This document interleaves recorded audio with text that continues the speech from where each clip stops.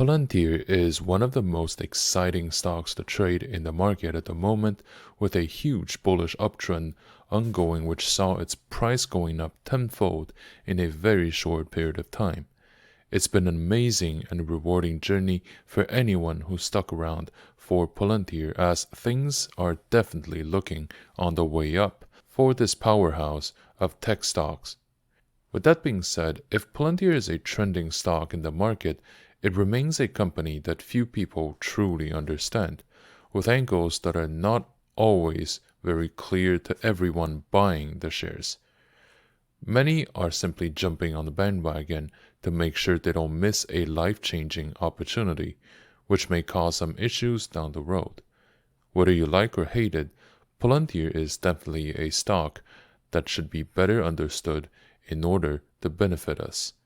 Hey everyone, I hope that you're having a great time and making lots of money. In this video, we're going to talk about Palantir and see if it's a good fit for you. As the company keeps the public very interested and intrigued, it has reached many milestones for a company that has been trading just below 1/10 of its current value not that long ago. The company's operational break-even and profitability saved itself from the abyss, and then the AI craze, along with the changing political wind, led the share price into a new phase of exponential growth. Palantir is now officially part of the major league, and its share price entered into the price discovery phase, where even the sky may not be the limit.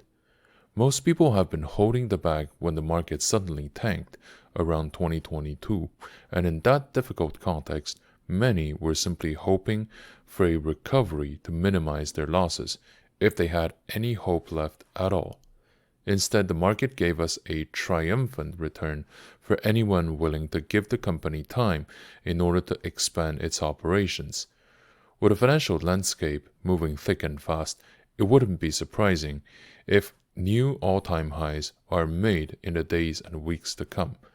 The market's volatility has always been a very sharp double-edged sword, but when trading Palantir shares, it works in our favor. As one of the more symbolic companies of a data-centered digital age, Palantir has been keeping the market's hope up to offer a safe haven for anyone looking to commit their assets in equities. AI may not completely save us just yet, but the financial market is definitely feeling and benefiting from its blessings, and Palantir is no exception. Over the past few years, Palantir has become way more than yet another tech unicorn begging for our money in exchange of pretty keynote presentations. It is now a major player in a sector that may tell us about what the market appetite for risk exposure will look like, and whether there is a rising tide ready to raise all ships coming our way, or a black hole to bury the dumb money. Palantir not only shows us where the trend is going to be, it also reinforces and sets new trends that may benefit the market at large. And in this video, we will take a deep dive into Palantir and see whether it deserves to have a place in your portfolio. Before this video continues, I just want to take a moment to thank each one of you for coming to my channel, and hope that you will enjoy your stay here and to come back for more. If you like what you see, please consider to like, subscribe, and to check out my channel for more content about Palantir and other companies I may cover. With that being said, I hope you're gonna like today's video, and let's continue. Let's begin with the price action of Palantir and see how it's been doing in the stock market. Over the past few days, Palantir experienced some very heavy sell-offs, going from almost $125 to right below $90 at closing, losing almost or more than 30% of its value. This drop has been triggered by the announcement of Palantir to sell the equivalent of $1 billion worth of equity, as well as the news that Pentagon will be cutting its budget. Its current market cap sits at $203 billion.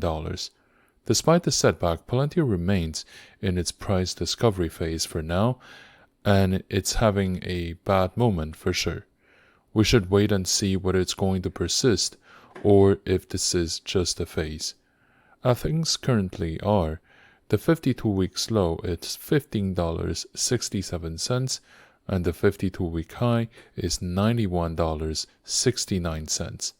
I think that despite the recent news and price actions, for now the bullish trend of Palantir remains ongoing, as it would have to decrease by a further $10 before we can start questioning its continuity.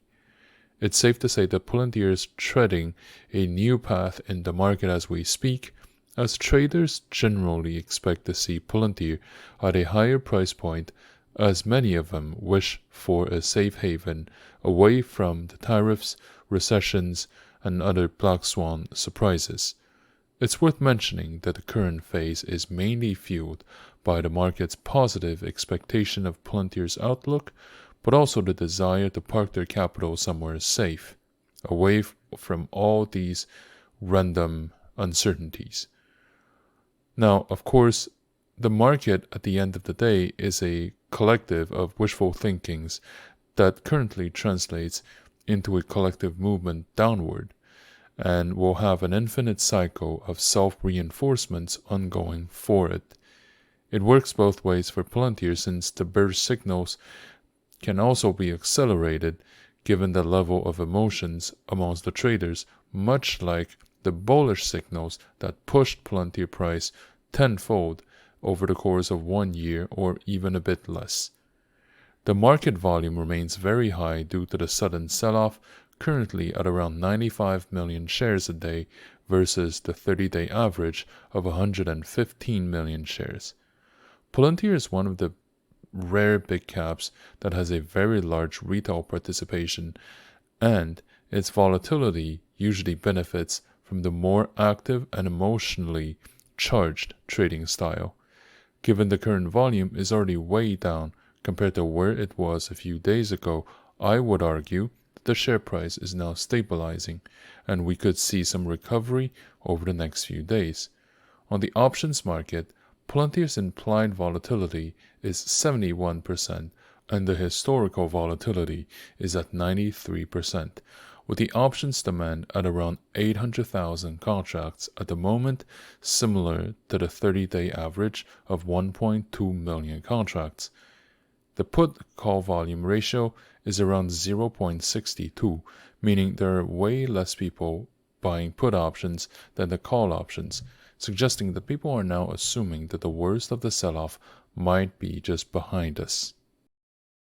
Unlike many tech startups, Palantir is pretty sensitive to major trends in the real-world economy. Financial data, changes in key policies, and election outcomes can all influence Palantir's price action. The recent presidential elections turned out to be very good news for Palantir and the market at large. Peter Thiel, co-founder of Palantir, has always been a pretty close supporter of the president. The company has been maintaining and developing its relationships within the public sector for a long period of time, especially in defense, healthcare, customs, law enforcement, and also intelligence circles, all of which may happen to be key aspects of the Republican agenda. Despite having contacts on both sides of the aisle, it's obvious that, ideologically speaking, the company is much more in sync with the current administration, which certainly helps for a company that has significant exposure in public contracts. In terms of media coverage, most outlets tend to follow where the price action of the company currently goes, and most often try to explain the present instead of predicting the future. Some are of course suggesting caution given the recent gains accumulated so far despite a very high valuation. Many suggest that Palantir may be on the cusp of even more catalysts and growth going forward, given the change in the economic environments in the years to come, the interest rates decrease, and the potential changes in terms of geopolitical events. The articles themselves may not be worth analyzing one by one, but the overall tone set by the media landscape tends to be a forerunning sign of trend continuation or reversal. The stock's price action has been able to hold itself above a very high level so far, which is still very low compared to where it is now. Because the last time we've seen any sort of support, it's been around $50. And the valuation of Palantir is fueled by the company's own performance, surrounding environment, and the eagerness or the willingness of investors to find somewhere safe, to find a refuge in an uncertain environment in an uncertain time. A lot of people have been looking to find a decent entry point to make a comeback to the equities market, and when the Japanese market tanked a few months ago, that was the last opportunity to enter below $30. Given the composition of its shareholder being more retail than institutional, Palantir has been a stock made of momentum and a large dose of anticipation, along with the self-fulfilling prophecy that comes along, instead of level-headed analysis of its current numbers. Nobody is here, at least most people aren't here, to buy the Palantir that already is, but to own the Palantir that people hope will become in the next few decades. Any rational analysis of the financial results can only justify the present or the short-term price actions ahead of us and maintain it at a high baseline. Certainly not enough to push it to new highs, or at least not to the extent people wanted to buy Palantir for in the first place. We can see the market reacts far more significantly to announcements of new public contracts gained instead of other kinds of announcements. To a fault, Palantir remains very heavily dependent on the public sector, and it certainly shows in the price action. Looking back, the last region with the most supports seems to be $50, and now I would say that $100 is also an interesting region to look at due to its psychological significance. The current consensus around Palantir is that the market wants to keep pushing the stock up, and that they're constantly looking for more catalysts from the rest of the potential shareholders before making the next move. Since Palantir is still in the price discovery phase, a lot of people also believe that the world economy is in a funny position, and that some massive corrections may also be way overdue. So we should definitely be prepared for any sort of scenario of that kind. But rest assured that from a longer-term perspective, Palantir has a pretty interesting price action pattern compared to the all-time highs a few years ago, because it's now already beyond it, way beyond. So there's a lot more potentials regarding where it might land next. Palantir is a tech company created back in 2003 and went public in late 2020 at the peak of the last market boom. It operates in the data analytics subsector of the tech space and has been one of the leading companies in that area. It is known for its position-taking, the relationships with public sector actors, and its engagement of key members such as Peter Thiel and Alex Karp. Another aspect that sets itself apart from many of its rivals is its proximity with the intelligence community, as the company relied on seed funding from the agencies back in the earlier days. No one ever shouts from the rooftop that they want to do evil, but Palantir certainly doesn't shy away from more delicate situations by working with public sector agencies in legal, healthcare, border control, defense, and law enforcement. Simply put, it is a company that doesn't mind being portrayed as evil and almost wears it as a medal of honor.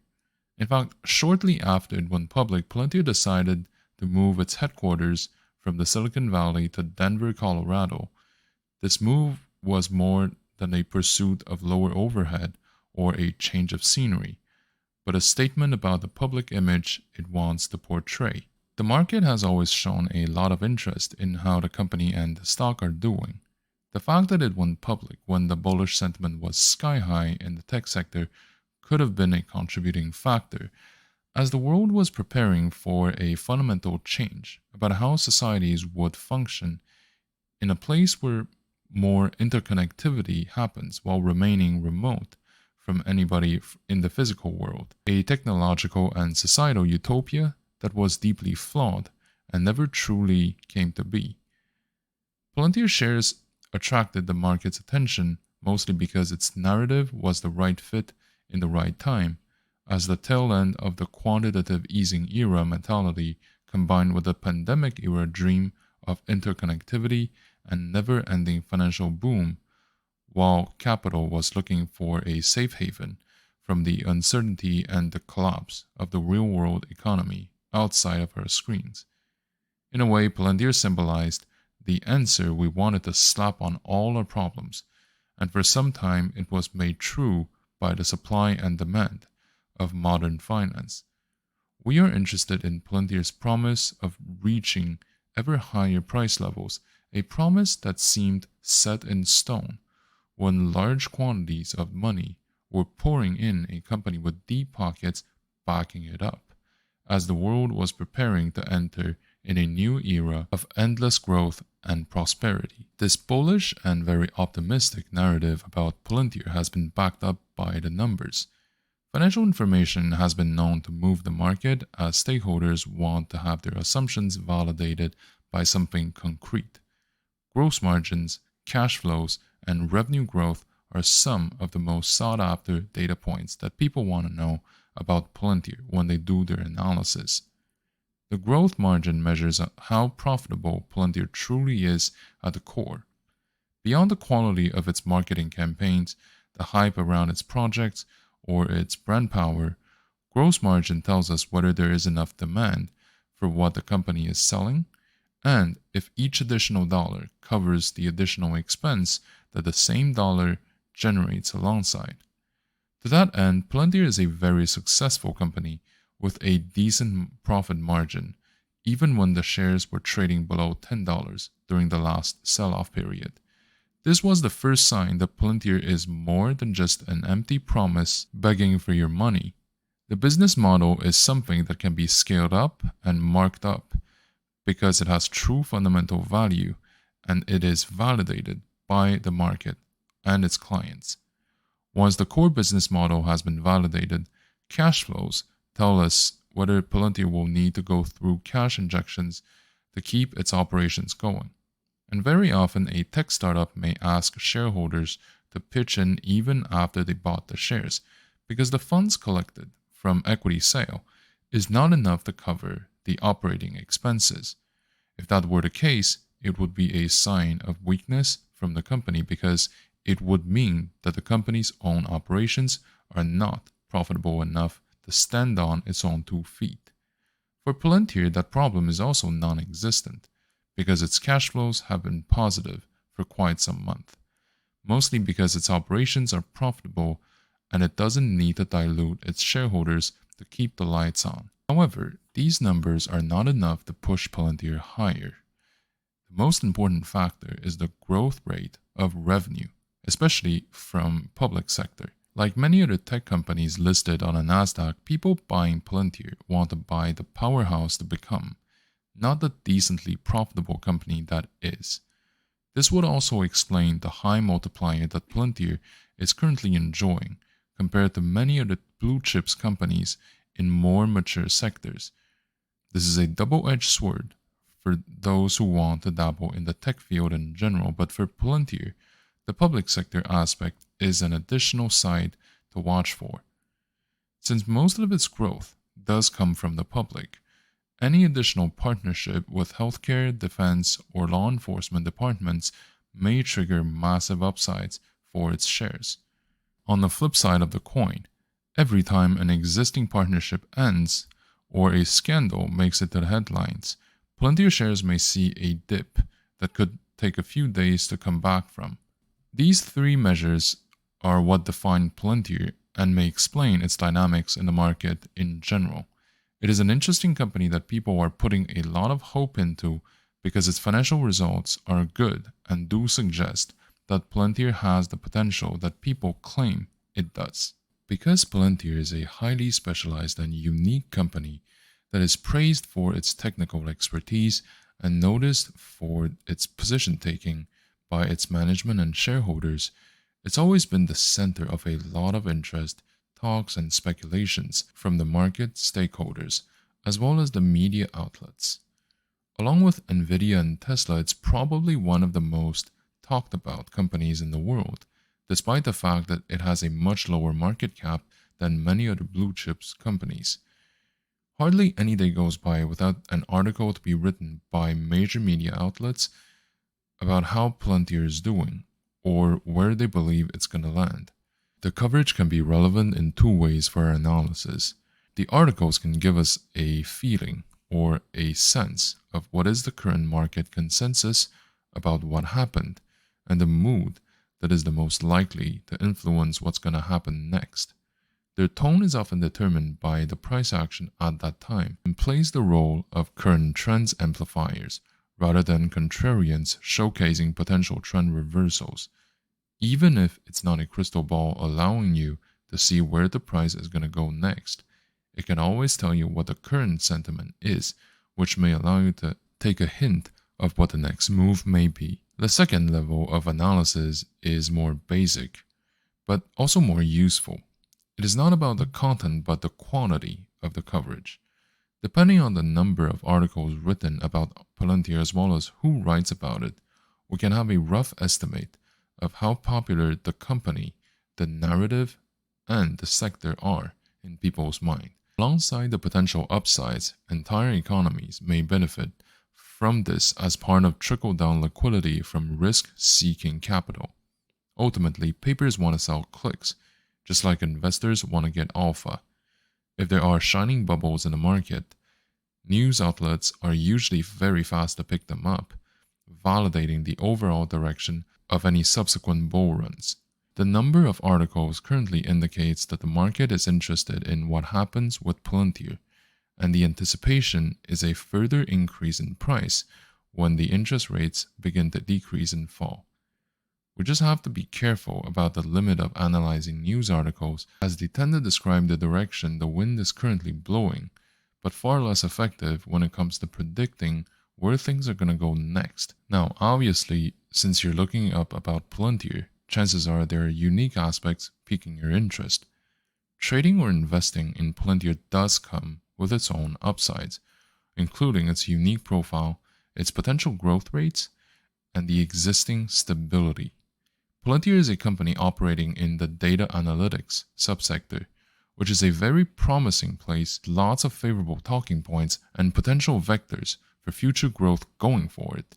The world is getting more digital and analytical on a daily basis, as more and more business decisions will need data-driven information in order to make that call, as well as to optimize daily operations and locate the trends of the future. Palantir has been trading for a few years, but its existence dates back more than a decade ago, and its expertise does bring it head and shoulders above many of its rivals. It has deep relationships with deep-pocketed public sector departments in defense, law enforcement, and healthcare that we talked about, all of which require Palantir's digital solutions for their planning and decision-making. Unlike many of the Silicon Valley unicorns, Palantir also doesn't pretend that it doesn't do any evil or that it lives in a perfect world. The HQ move to Denver, along with the Davos speeches of its CEO Alex Karp, do suggest that Palantir is willing to take on the challenges of the future and that it's not afraid to say so out loud. The relationships established by Alex Karp and Peter Thiel, two of the founding members of Palantir, have opened many doors in both public and private sectors, allowing Palantir to cruise on the trends. Recently, it also announced that it's going to participate in the trending AI field, which is one of the main reasons for the stock to go from $15 to $30. In addition to all this, Palantir does have a layer of stability that many of its rivals don't have, and that can be seen in its cash flows. Palantir's cash flows have been in the positive for some time already, which is a rare advantage above many of its competitors because it means that a company can sustain itself in terms of the needs and doesn't have to beg investors for more cash injections in exchange of dilutions. With that being said, investing in Palantir also comes with a few unique downsides due to its company profile and the characters of the sector itself. Being a company that analyzes data for a living, Palantir will be more exposed to potential legal problems compared to other industries.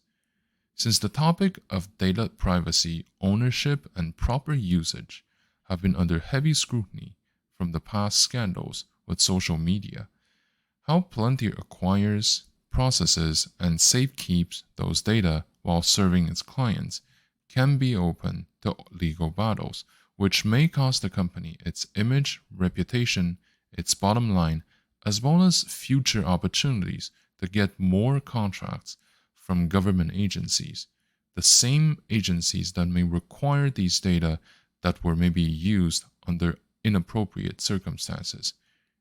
It's a bit ironic, but that's probably the way it's gonna go.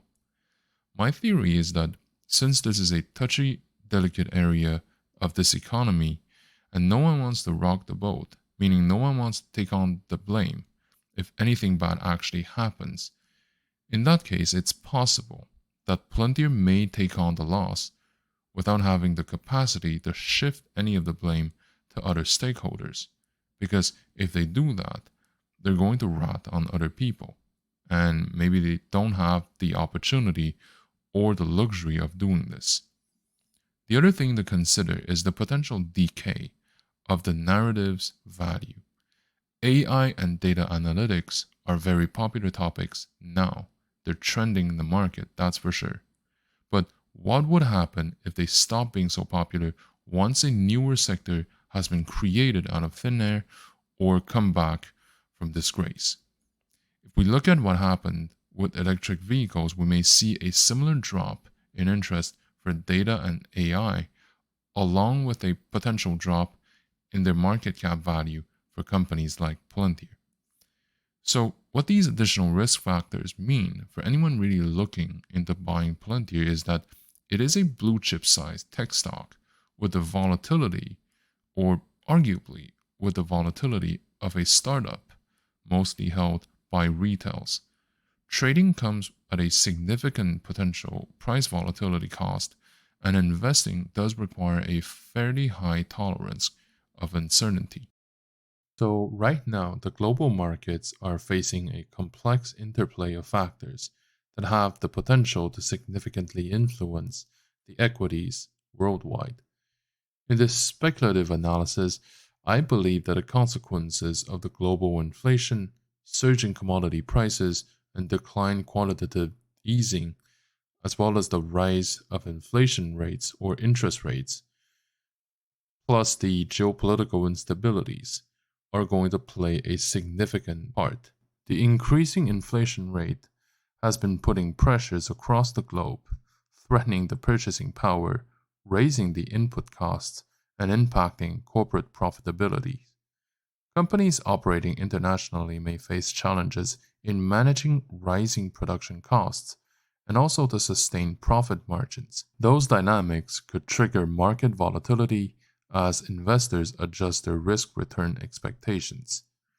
The upward trajectory of commodity prices, including energy, metals, agricultural products, have been having far-reaching implications for various sectors of the global equities market. The companies heavily dependent on these commodities may experience squeezed profit margins, potentially affecting stock valuations and investor sentiment.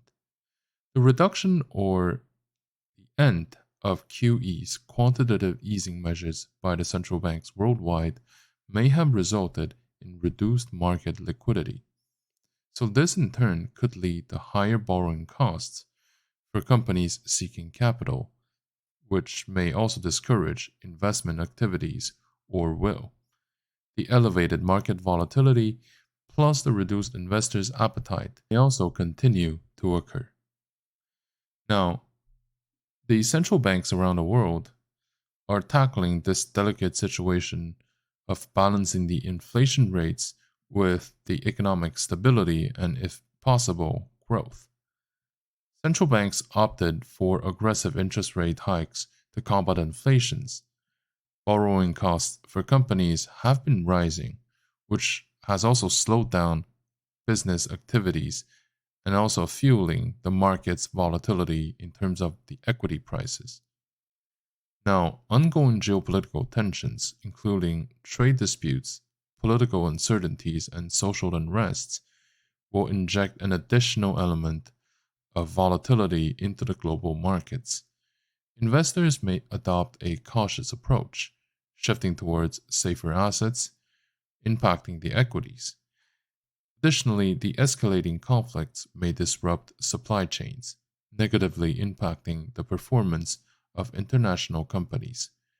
Given the interconnectedness of global markets, the aforementioned factors have reverberating effects on the US equities market.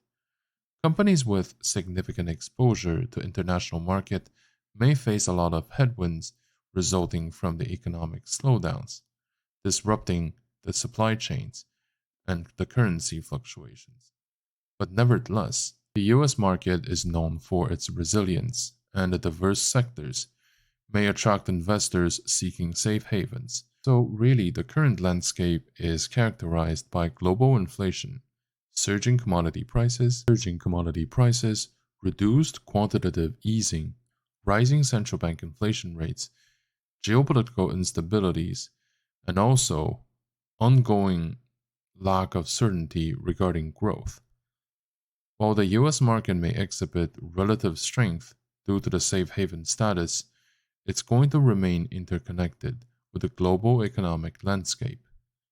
For long-term investors, these conditions may offer opportunities to identify undervalued companies with strong fundamentals and international diversification. With that being said, short-term trades should be approached with caution because of the increased volatility and uncertainty. And also, we should be careful when assessing individual companies, sectors, or regions. Having said all this, my recommendation for Palantir remains consistent with what I've always suggested before, which is to buy it for the long run and slowly trickle in for the short run because of the ongoing bullish trend. The market needs catalysts to start a new phase of exponential growth if investors look to get back into the game, both as a safe haven for flight capital as well as a token for optimism for the future. The share price does look a bit steep at the moment, so if there are pullbacks in the upcoming weeks and months, we should definitely take them.